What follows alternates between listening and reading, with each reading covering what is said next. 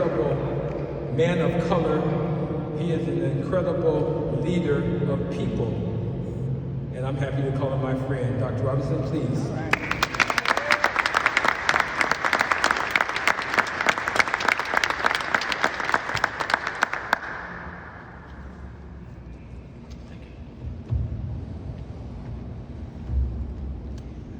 First of all, mahalo to Artie. Mahalo to Mayor Belangiardi. I have to stop just for a few minutes and say mahalo to Pastor Bob Issip from Kilohano United Methodist Church, and John and Vicki. Mahalo to others from Crossroads, Church of Christ. I really appreciate your being here. People that I have known for the last year and a half, and who are here with me today. So you're not in this speech, but I have to put you there because you made the special effort not to. Mayor Belangiardi, thank you for a beautiful proclamation. The history that you talk about is the history of Hawaii, but it's also the history of the United States. It needs to be talked about, and you have done that. I'd like to also give a special thank you to Dolores Gutman. Dolores is, and her husband Stephen. I usually don't see them separated. I don't see Stephen today, but Dolores is here. She's been a stalwart voice in the teaching of history of African Americans in Hawaii, and through her effort in the African American Diversity Cultural Center and the Obama Africana Museum. So Dolores, thank you for everything that you have done for us and also for me.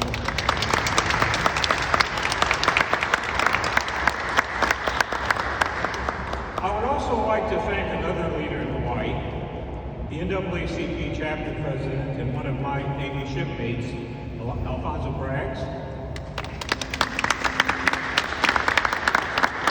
Alfonso has been a stalwart and dedicated to making sure that our state and our nation is a society that is built upon diversity, equity, and inclusion on its daily mission every single day. I really appreciate that, Alfonso. Thank you. Black History Month began with Carter Woodson. If you Google search Carter Woodson, you identify him as the man who started Black History Month. But there's a lot more to Carter Woodson than Black History Month. He was born in rural Virginia in 1875. Both of his parents were ex-slaves. He was educated at Berea College in Kentucky. I'm a person born and raised in Louisville, so I know Berea well. A fine college. That's where he got his baccalaureate. He went on to the University of Chicago, where he got his master's in about 1909 in that realm. And he was the second African American to get a PhD from Harvard University, the first being W.E.B. Du Bois. Woodson was an academic luminary. As a faculty member and dean at Howard University, Woodson embarked on a lifelong quest to embed the full history of the African American experience into the mainstream of American history, of the history of the United States. As professor, dean, scholar, mentor, historian, author, editor, and educator, Woodson was unsurpassed in his quest to make our country, the United States of America, recognize that the history of the African American is an integral and an essential part of the history of our country. If we do not have a true, honest, and complete telling of history of everyone, including the African American, we have an incomplete and skewed history of the United States. Black History Month is more important than ever in our country's journey because of the systematic erasures and fabrications of our historical record. Our historical legacy must be addressed without alteration. Our story must be true and complete. Idealizing, romanticizing, and fabricating the real events and the causative factors can only lead to what Woodson would describe as miseducation. We must tell the truth, the whole truth, and everything involved in that truth in order to be set free by a nation. A nation which is inclusive of all, proud of its heritage, and committed to improving and guiding our people toward equity and justice. Now, the theme for this year's Black History Month is African Americans in the Arts. You're going to have to forgive me because I have digressed from this theme in order to address what I consider to be a lingering and a perhaps better described as a surgeon, I'll describe it this way, a festering sore, which has erupted again in our national conscience and our national dialogue. That chronic and lingering sore is racism. Yes, racism does exist, folks. I have chosen to respond to the 2002 Black History Month topic, Color Line Revisited, Is Racism Dead?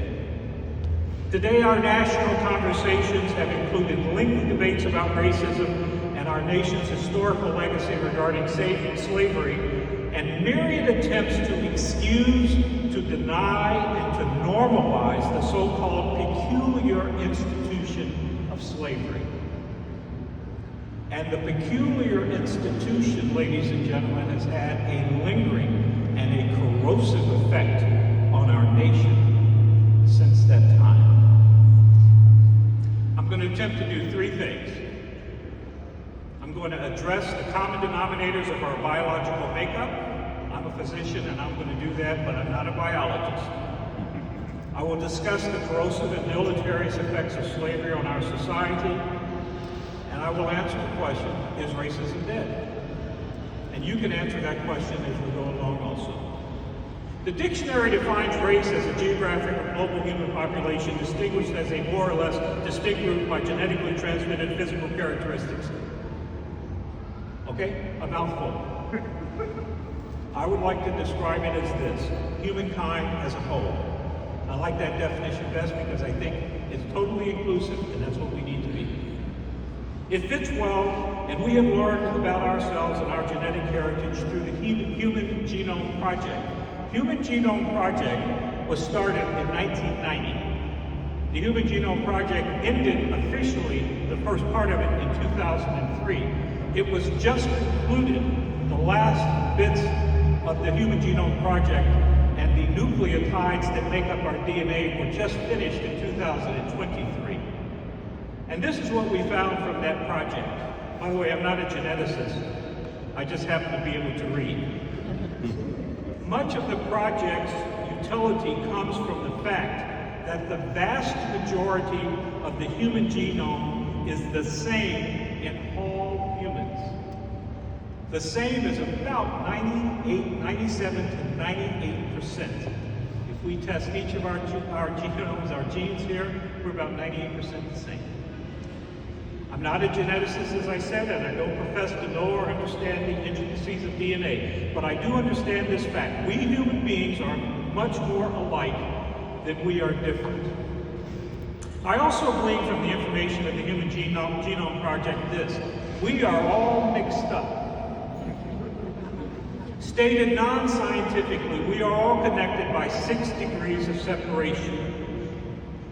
Whether it's 6 degrees or more, the point is we are all connected. I know some of you don't want to be, but we are all connected. So whether you are white, brown, black, yellow, no matter what your racial or ethnic group, if I did a biochemical analysis of your DNA, I would find common ancestral links with every human being in this room. Now that's profound, and that's also awesome, a word that I don't use much, but I know it's used a lot. For in our individual and collective quest to find our separateness, our distinct and distinguishing characteristics, those factors which define me as different from you, I am ultimately left with this proposition: our connectedness, at least biochemically, far exceeds our separateness. I also think, an aside here, that our spiritual connectedness far exceeds our supplicants. But I'm going to leave that for the pastors. I also think that the fundamental and the common denominators are the things that are important and need to be discussed about our race. Once we realize that we are more alike than different and that the origins are in fact common, we are caught in a paradox of sorts. For it is truly hard to dominate and denigrate someone who shares common ancestral links. I didn't say it was impossible, I said it was hard. It's hard to show the inferiority of your brother and your sister, but certainly problematic since it will also follow that your own weaknesses will be exposed. So for the first time in the history of science, we are capable with statistical certainty of producing and comparing genetic materials with relative speed and accuracy, which shows that we are uniquely common, and that means that we are unique and coming from a common origin. So from a biological perspective, as proven by the Human Genome Project, the vast majority of the human genome is the same in all humans. Now, let me pivot from biology to sociology, if you don't mind. I'm not a sociologist either. Racism is defined as a belief that some races by nature are superior to others. Discrimination based on such belief is also defined as racism. If we are biologically proven to be the same, or almost the same, how can racism and discrimination exist? For aren't we in fact needlessly burdening ourselves and entertaining fiction or fantasies, both literally and figuratively? And the answer is, of course we are, but racism is not a logical thought process, and it doesn't follow logical rules of progression or application. Said another way, racism is based on a false premise, but it takes traction by our coloration and our cultural differences. More importantly, the concept of racism is not a part of any inborn pattern seen in our biologic genetic code. Now let me translate that for you so that you can understand what I am saying. Clarity is very important to me. This attitude and what we have is not an inborn characteristic. No one is born a racist. Amen. This attitude and way of thinking must be taught. So we have to learn how to be racist. We have to learn how to discriminate. We have to learn how to mistreat people. We have to learn how to do things that we shouldn't do. And that's all in the name of God, too. And I hope you understand what I mean. Biological determinants of race are inborn, that is inherited. Attitudes, skills, cultural thoughts, and mores must be taught. Racism is a system which teaches our biological affinity is negated by our physical appearances. That's a simplistic definition. It can be much more profound than that, but that's what I'm going to leave you with. It's not who you are in terms of genetics, it's what you look like. Now stay with me, and I hope I don't get too convoluted. Humankind has produced a myriad of cultural differences and diversity, and if you don't believe that, come to Hawaii and live. This is the real point of uniqueness between human beings. The fact that we are from different cultural traditions has been the major obstacle in our ability to assimilate into a particular society and assume equal positions of respect and equality. The fact that our traditions, beliefs, and social forms have been different, thus producing differences in attitudes, religions, and thoughts, is the factor most relevant in trying to define and understand racism and discrimination. Let's just look at American history. I'm not going to be a lot much longer, but I do want to go through just a few paragraphs from American history. I think it's really important. 1619, Virginia slave colony. Virginia colony. Slavery was not an established way of life. Not at the beginning. In fact, blacks and whites both lived and worked together by all accounts in harmony. Individuals were identified by national origin, not color. Jamestown inhabitants thought of themselves as Englishmen and Englishwomen, not colors or races. Indentured servitude was a common method that both blacks and whites used in order to gain the financial backing needed to migrate to the New World. The servitude was usually about 7 years in length, after which the debt was paid and the individual was free to pursue his or her life without tethers or restrictions. There are several examples of black landowners and men of financial needs in early Jamestown history. With the introduction of slavery, shortly thereafter, after the founding of Jamestown, this era of equality ended. Indentured servitude became forced servitude. Slavery needed to have people from different cultural traditions and countries in order to justify and reconcile the gross injustices such a system perpetuated. These Africans were said to represent a savage race without the capacity to love, think, and understand. These godless heathens needed Christianity in order to redeem their souls. And although never capable of having the capacity of thought and love of a European, they were useful for menial tasks.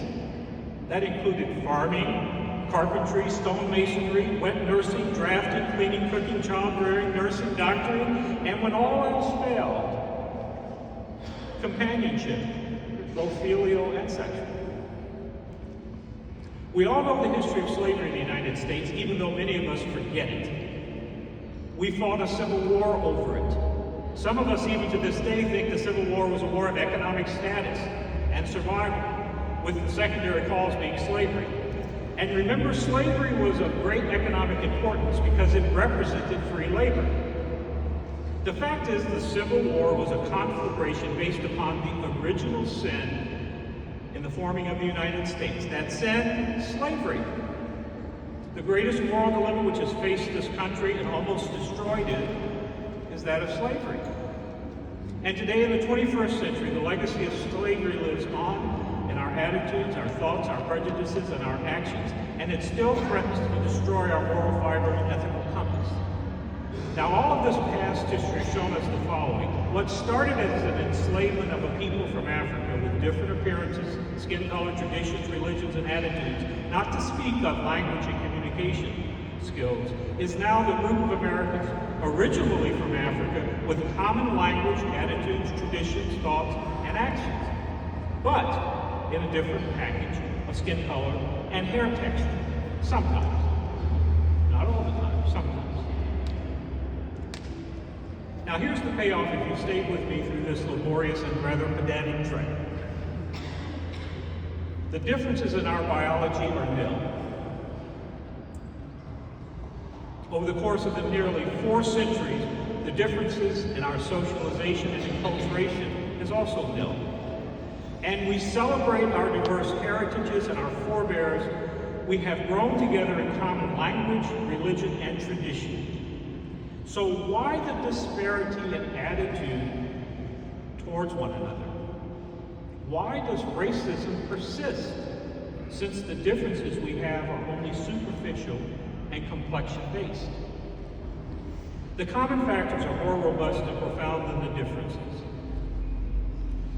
Historian William Lee Miller, writing in his enlightening book, a great book by the way, Arguing About Slavery, John Quincy Adams, the 6th President of the United States, who went on to be Secretary of State after he was out of office, and then went on to become the representative from Massachusetts for about 30 years in the House. He spent 18 years arguing about slavery in the House of Representatives. Miller writes this: "It is true that the nation's performance on racial issues in the century after the Civil War would include an appalling retreat, a capitulation in 1876. 1876 was the end of Reconstruction, when the federal troops were pulled from the South, and the Ku Klux Klan and the White Citizens Group took over and disenfranchised the blacks. The importation of black codes began then, Jim Crow began then, lynchings were on the rise, and the Klan was paramount. Historian C. Von Woodward called the century after the Civil War the lost 100 years. With great strain and difficulty in 1964, a Civil Rights Act that did not do much more than repeat what had been enacted in a Civil Rights Act almost a century before. That Civil Rights Act, the 14th Amendment. And in 1965, the Voting Rights Act formally guaranteed what the 15th Amendment had already talked about 95 years earlier. This is 1965. During the last 100 years, the U.S. has perpetuated a new type of social slavery in the form of Jim Crow laws and segregation. From slavery with integration came to social slavery with segregation.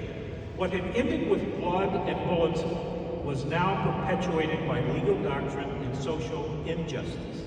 1896, Plessy versus Ferguson declaring separate but equal public accommodations for blacks and whites. The nation turned its back on racial equality as a real doctrine and allowed discrimination and racial inequality to become the reality in America. So as our cultural identities become closer and closer aligned, we suffer the indignities propagated by racial segregation, discrimination, and inequality. And the legacy of this lost century, ladies and gentlemen, is what we suffer from today.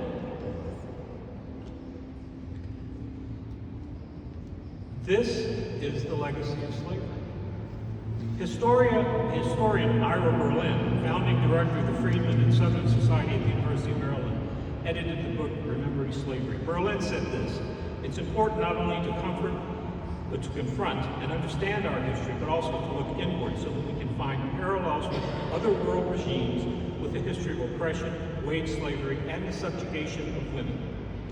The truth about this pattern of discrimination and injustice is this: when we expose it, confront it, and challenge it, we can overcome it." Let me end my talk with these observations. For those of you who are wondering, we're at the finish line. History is part of the social, cultural, and national heritage that we as a society inherit. The events of history, the fact of these events, and how they are reported and taught to us are the crucial factors in how we assimilate these facts into our personal belief systems individually and our national psyche collectively. Our ability to be honest, truthful, moral, and ethical in our delivery of these historical facts and events is the way we develop our national consciousness and our individual responses to the historical challenges we confront. The great black intellectual W.E.B. Du Bois stated it better than I can when he wrote, "One is astonished in the study of history at the recurrence of the idea that evil must be forgotten, distorted, or skimmed over. We must not remember that Daniel Webster got drunk, but only remember that he was a splendid constitutional lawyer. We must forget that George Washington was a slaveholder and a slave owner, and simply remember the things we regard as credible and inspiring." Du Bois said the difficulty, of course, with this philosophy is that history loses its value as an incentive and as an example. It permits perfect men and noble nations, but it does not tell the truth. Is racism dead? What do we teach our children? Biologically, we're the same. Culturally, we are bound by common language, traditions, and societies, even if our heritages differ. So, ladies and gentlemen, what do we teach our children? Maya Angelou wrote, "History, despite its wrenching pain, cannot be unlived, and if faced with courage, need not be lived again." Ken Burns, historian and documentary filmmaker, wrote these words: "The black-white rift stands at the very center of American history. It is the great challenge to which all our deepest aspirations to freedom must rise. If we forget that, if we forget the great stain of slavery that stands at the heart of our country, our history, our noble experiment, we forget who we are and we make the great rift deeper and wider." What do we teach our children? The answer to this question will be the answer as to whether racism lives or dies. Mahalo for the opportunity to be with you and share these words with you. And I only hope that as we move along in this world, we learn one thing: the truth really will set us free. Thank you very much.